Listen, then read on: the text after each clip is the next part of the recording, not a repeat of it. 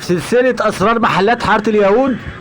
رغم ان انا مش شغال في اللعب، لقيت محل لعب عليه زحمه واشتريت. يلا في ميزان حسناتنا باذن الله كلنا، واشتغلوا بقى واجتهدوا. نبدا نسمي. انا لقيت عليه زحمه او النقطه. تاني حاجه لقيت عنده حاجات متنوعه وجميله تنفع في اي محل خردواتي مكتبه، وعنده حاجات سعرها انا عارف هي بسعر العتبه، بسعر الفجاله. يعني الاقلام اللي زي كده عامله 48 جنيه، ده سعر الفجاله وسعر مكتبه الازهري. 48 جنيه القلم الرصاص اللي ما بيخلصش، واقف ب4 جنيه. انا هبدأ بعنوان المحل مش هختم بيه، عشان ده معمولة لله. بصوا، شركة الهضبة الفيومي لعب اطفال.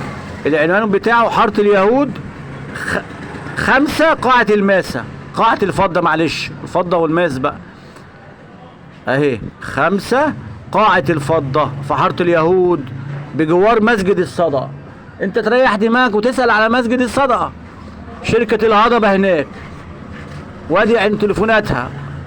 تسأل جنب مسجد الصدقة، انا بديك العنوان اهو، مشهور في حارة اليهود عن قاعة الفضة. قاعة الفضة تلاقي محلين جنب بعض. بص، شركة الهضبة اهو، ده العنوان وادي التليفونات. لو عايز تاخد سكرين شوت اهو، جبت لك العنوان الاول. لو عايز تقفل الفيديو اقفله براحتك. هديك شوية حلويات. انا اصلا مش شغال في لعب الاطفال، بس بص نبدأ بسم الله الرحمن الرحيم.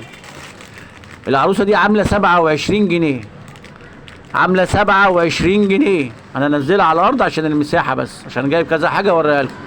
دي عاملة 27 جنيه. قلنا الاقلام الرصاص دي عاملة 48 الدستة، يعني واقف ب4 جنيه. اشتغلوا وحاجات فيها مكسب وحاجات مطلوبة. عايز ايه تاني؟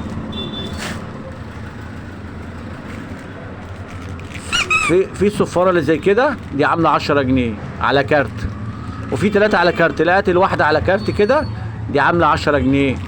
في منها اشكال والوان مختلفة. وادي شكل تاني اهو.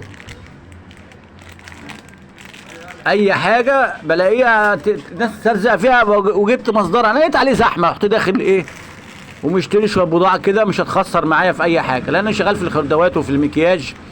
ده عامل 11 جنيه. شخليله دي عامله 11 جنيه. الكف اللي هو بيطرقع دي عامله 11 جنيه. في منها الوان زي كده. وبعدين انا عرفت انه رخيص ازاي. انا شغال في الليزر بجيبه ب 160. عارفين عنده بكام؟ ب 140 جنيه دستة الليزر، ب 140 دستة يعني لقيت عنده زحمه. سالت على صنف انا بشتغل فيه زي الليزر بجيبه ب 160، لقيت عنده ب 140. يبقى انا كده خدت الثقه بتاعت المحل. عنده المسدس دوت. انا بديكم على الحاجات اللي عجبتني هناك وجبتها. عامل 40 جنيه الكارت ده، عامل 40 جنيه. تبيعه ب 60، تبيعه ب 55. ما انت بتحسب مواصلاتك برضو. انت تكسب حنين، بس بتحسب على القطعه كل حاجه 2 جنيه 3 جنيه مواصلات. انا بقول لكم اسرار. ادي شكل تاني للعروسه ام 27 جنيه. في معظم المحلات ب 30. اللعبه دي جبتها من عنده برضو، زي ما انتم شايفينها كبيره ازاي. اللعب طبعا غاليه والاسعار غاليه، بس في حاجات بتلاقيها معقوله شويه تشتريها. دي عامله 70 جنيه. شايفين اللعبه دي فيها ايه وفيها ايه؟ شايفين؟ دي عامله 70 جنيه. وابدأ وسمي. اهم حاجه ان انا جبت لك المحل اللي عند مسجد الصدقه اهو، وفي قاعه الفضه. عايز ايه تاني؟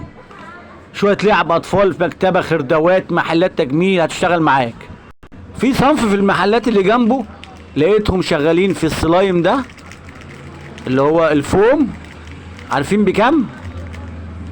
الكارت ده كله اللي فيه المعالق والشوك ده ب 15 جنيه. يعتبر سعر الفجاله. في مكتبه الازهري برضو بيبيعوا الاكبر منه شويه ب 18 جنيه وب 17 جنيه. المحلات اللي حواليه مش عنده هو، المحلات اللي جنبه عند مسجد الصدقه ده ب 15 جنيه. هتلاقي كذا واحد يقول لك 16 بتاع، قول له واخده ب 15. انا جبت 10 اهو، لان ده شغلي شغال فيه. ينفع في الخردوات والمكتبه، والاطفال بياخدوه يعملوا منه اشكال. الفوم ده عامل 15 جنيه. اسرار وتركات. انا اي حاجه مفيده الناس تستفاد بيها او في ميزان حسناتنا، احنا كده كده ايه، يعني المصلحه تخص الناس كلها اللي عايزه تاكل عيش، يعني مش عايزك تتفرج وخلاص، لا ابدا وسمي. عندك محل صغير، عندك قدام بيتك، كل عيش واتحرك. الناس الكبار برضو مش قادرين يشتغلوا، ممكن يجيبوا حاجات بسيطه زي كده ويشتغلوا فيها، تستفاد، لان الزمن ده محتاج ايه، مجهود شويه. كل مرجوع عمل لايك، والسلام عليكم ورحمه الله وبركاته.